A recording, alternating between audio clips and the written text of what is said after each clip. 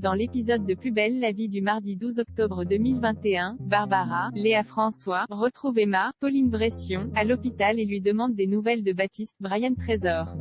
Emma lui explique que celui-ci a été retrouvé très mal en point et qu'à 1 heure près, il aurait pu ne pas en sortir vivant. Elle lui annonce également que Baptiste pourrait garder des séquelles. Au même moment, Gabriel, Joachim Latzko, vient annoncer à Emma que Baptiste est tiré d'affaire. Emma se précipite au chevet de celui-ci, laissant Barbara seule dans le couloir. Très faible, Baptiste lui confie ne pas avoir arrêté de penser à elle et à Mathis lors de sa captivité. Il lui dit qu'il l'aime, ce à quoi Emma répond qu'elle l'aime aussi.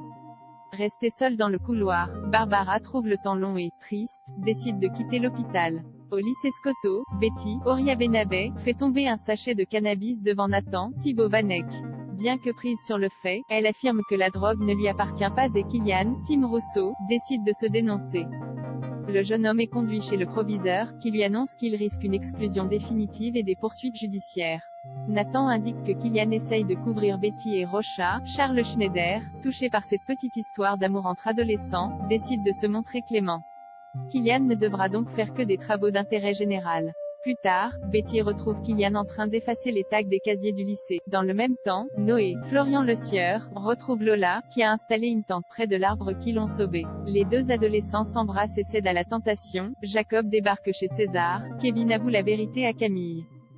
De son côté, Luna, Anne Dessy, est persuadée que c'est Mallet qui a tenté de les tuer, elle et Sacha. En effet, Sacha a entendu la voiture accélérer et non freiner, ce qui prouve qu'il s'agissait bien d'une tentative de meurtre. Afin de prouver que Mallet est un assassin, Sacha décide de lui tendre un piège en lui servant d'appât. Inquiète, Luna empêche Sacha de mettre son plan à exécution et l'enferme dans sa chambre. Luna partit travailler, Sacha fait croire à Myrtha, Sylvie Flepp, qu'il s'est enfermé par erreur dans sa chambre. La gérante de l'hôtel lui ouvre, et Sacha quitte les lieux. En apprenant ce que Myrtha a fait, Luna se met en colère.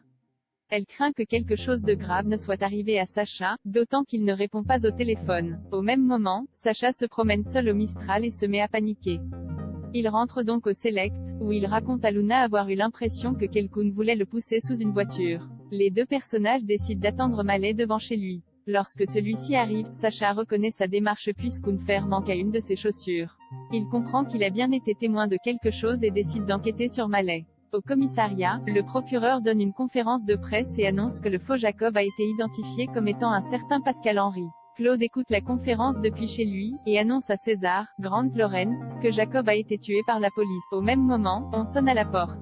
César est bouleversé de se retrouver face à Jacob, qui a invité son oncle à une reconstitution d'une bataille napoléonienne. Discrètement, Jacob glisse à César que son oncle ne risque rien pour le moment. De son côté, Camille, Lisa Cipriani, rend visite à Kevin, Théo Bertrand, et lui demande si elle peut dormir chez lui. Le cœur lourd, Kevin lui avoue la vérité au sujet de leur rapprochement. Il lui explique l'avoir séduite sous la pression pour se rapprocher de Jacob mais ne rien ressentir pour elle. Très en colère, Camille lui lance qu'il n'aurait jamais osé lui dire cela si Jacob était toujours en vie.